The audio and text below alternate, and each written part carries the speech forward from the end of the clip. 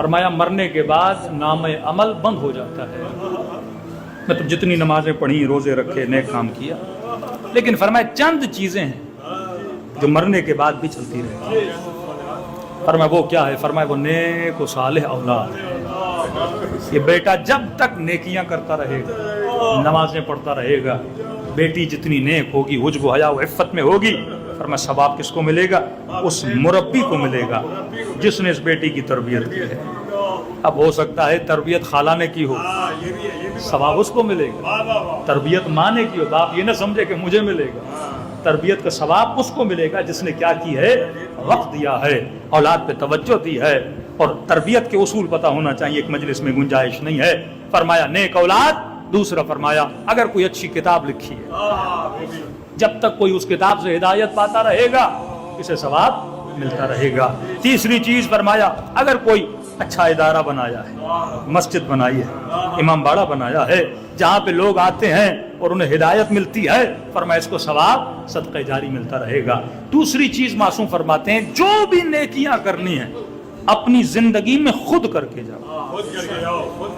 ये नहीं कि आप वसीयत करके जाओ कि बेटा मर रहा हूं, मेरे अकाउंट में 10 लाख हैं, गरीबों को दे देना, कज़ा नमाजें पढ़ा लेना, कज़ा रोजे रख लेना। हमारे एक दोस्त मौलाना ईरान में कहते, मौलाना एक मोमिन का वहाँ ये रस्म है कि जब कोई मर जाता है तो मौलाना आते हैं, उसका वसीयतनामा फैमिली सारी सुनती है। तो उन्होंने वसीयतनामा पढ़ा कि इतना मेरे बेटे का, इतना मेरी बेटी का, इतना मेरी बीवी का, सारा उन्होंने तकसीम बंदी कर दी थी। और आखिर में लिखा कि मौलाना साहब मेरे बैंक अकाउंट में जितने मेरे पैसे हैं, बेटों को मैंने बहुत दिया, बेटी को दिया, बीवी को दिया, अब ये चंद लाख जो मेरे अकाउंट में, तो ये वसीयत में मौलाना को कर रहा हूं कि मेरे इन पैसों से मेरी कज़ा नमाजें पढ़ा ली जाए, मेरे कज़ा रोजे रख लिए जाएं, जिसे आप मुनासिब समझें। ये मेरी वसीयत है, इतने साल कोई मेरी कज़ा नमाजें हैं, ये कज़ा रोजे हैं एहतियातन। हम होता यह है कि मरहूम जब दुनिया से जाता है, हम कई उसके लिए अच्छे काम कराते हैं। बेटों के लिए अर्ज कर रहा हूँ, मरहूम थे, कोई भी मरहूम दुनिया से जाता है, कोई खैर खैरात के काम करता है, सदक़ात करता है, 10-10 मजलिसें मरहूम के लिए रखवा लेते हैं, लेकिन प्रायोरिटी किस चीज़ की है कि मैं खैरात करूँ उस मरहूम के लिए? ये अमल ज़्यादा बेहतर है। इंपॉर्टेंट इन मोस्ट इंपॉर्टेंट, सबसे पहले मैंने क्या करना है? सबसे पहले आपने मरहूम के वाजिबात को अदा करना, तो उसके बाद ये खैर खैरात के काम तो पूरी ज़िंदगी होते रहेंगे। आपको डाउट था कि इतने साल मसलन नमाज नहीं पढ़ी, वाजिब है कि आप सबसे पहले उसकी क़ज़ा नमाजें पढ़ाएं।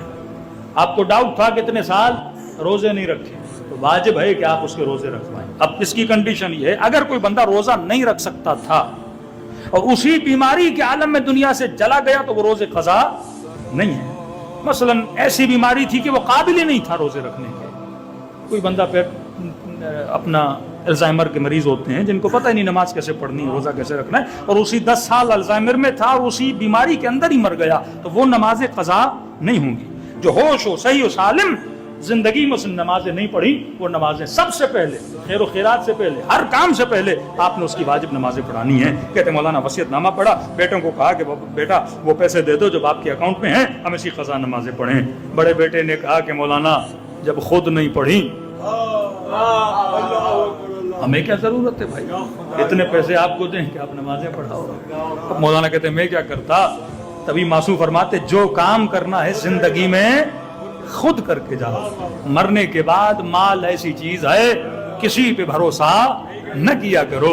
इसी माल के जरिए से हमने सगे भाई को भाई से लड़ते हुए देखा, मोमिन को मोमिन से लड़ते हुए देखा, बहन को भाई को गाली देते हुए देखा। सिर्फ माल की वजह से पैसा इंसान को मुनाफिक बना देता है। ये पैसा ऐसा है कि सगे रिश्तों को एक दूसरे से जुदा कर देता है। कभी रसूल के पास जब 2 बेटे आए, कहने लगे या रसूल अल्लाह, हमारा बाप हमारे पीछे बहुत ज्यादा माल छोड़ के गया है। या रसूल अल्लाह, हमने बेटों में भाइयों में तकसीम कर दिया, 2 गोदाम खजूरों के भरे हुए थे। या रसूल अल्लाह, बाप क्योंकि इतना सखी था और इतना माल छोड़ के गया, लिहाजा ये 2 गोदाम हमने वालिद के नाम पे खैर खैरात में दे दिए। रसूल खुदा को गोदाम में ले गए, का पूरे शहर में या रसूल अल्लाह हमने खजूर अपने वालिद के नाम पे बांट दी हैं। रसूल गोदाम में जाते हैं, अल्लाह ऐसी औलाद हर बाप को दे जो मरने के बाद बाप के नाम पे इतनी खैरात करे। कहते रसूल की निगाह जमीन पे पड़ी, जमीन पे खजूर पड़ी हुई थी। रसूल खुदा ने खजूर उठाई और बड़ी हसरत से खजूर को देखा। या रसूल अल्लाह, आप इतनी हसरत क्यों खा रहे हैं? का जितना माल तूने दिया है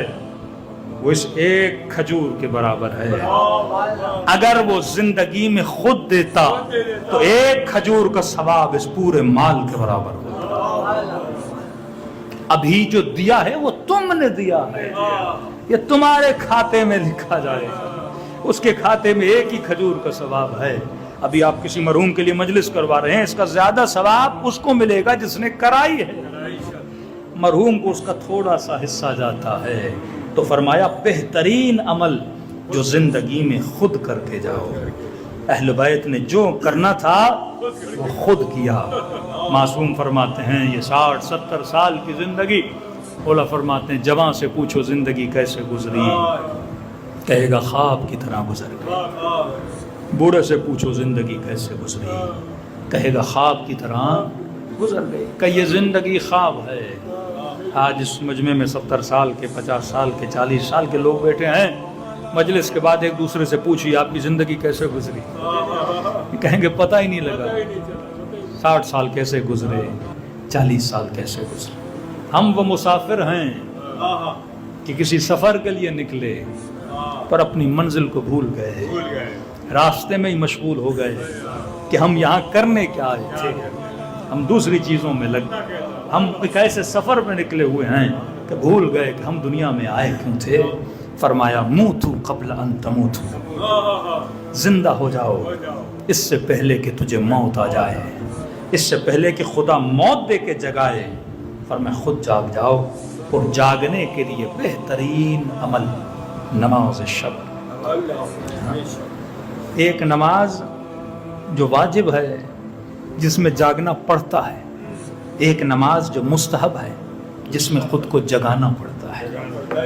فرمایا قبر کی روشنی یہ نماز شب 40 دن انسان پڑھے, پھر دیکھے خدا اس کے دل پہ نور اور حکمت کے چشموں کو کیسے جاری کرتا ہے. تو عزیزو زندگی خواب ہے. فرمایا اس خواب کے لیے اپنی ابدی زندگی کو تباہ و برباد نہ کیا کرے.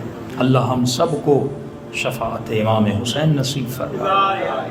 بہترین گناہوں کو مٹانے کا عمل توبہ کے آنسو ہے.